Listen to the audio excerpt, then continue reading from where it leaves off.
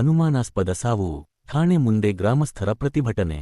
ಚಿಕ್ಕನಾಯಕನಹಳ್ಳಿ ತಾಲ್ಲೂಕಿನ ಯಳನಡು ಗ್ರಾಮದಲ್ಲಿ ನಡೆದ ಘಟನೆ ಒಂದು ದೊಡ್ಡ ಚರ್ಚೆಗೆ ಕಾರಣವಾಗಿದೆ. ಇಸ್ಪೀಟ್ ಆಟದಲ್ಲಿ ನಿರತರಾಗಿದ್ದ ಕೆಲವರನ್ನು ವಿಚಾರಣೆಗಾಗಿ ಠಾಣೆಗೆ ಕರೆತಂದ ವೇಳೆ ಗ್ರಾಮದ ಗುಡಿಗೌಡ ಕಾಂತರಾಜು, 50 ವರ್ಷ ವಯಸ್ಸು ಅವರು ಅನುಮಾನಾಸ್ಪದವಾಗಿ ಸಾವನ್ನಪ್ಪಿದ್ದಾರೆ.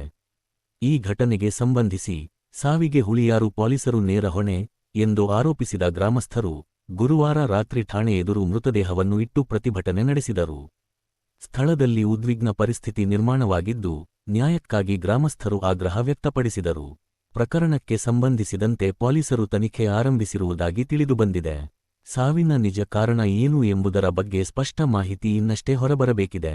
ಈ ರೀತಿಯ ತಾಜಾ ಮತ್ತು ನಿಖರ ಸುದ್ದಿಗಳಿಗಾಗಿ ಕರುನಾಡ ನ್ಯೂಸ್ ಚಾನೆಲ್ ಅನ್ನು ಲೈಕ್ ಮಾಡಿ, ಶೇರ್ ಮಾಡಿ, ಸಬ್ಸ್ಕ್ರೈಬ್ ಮಾಡಿಕೊಳ್ಳಿ.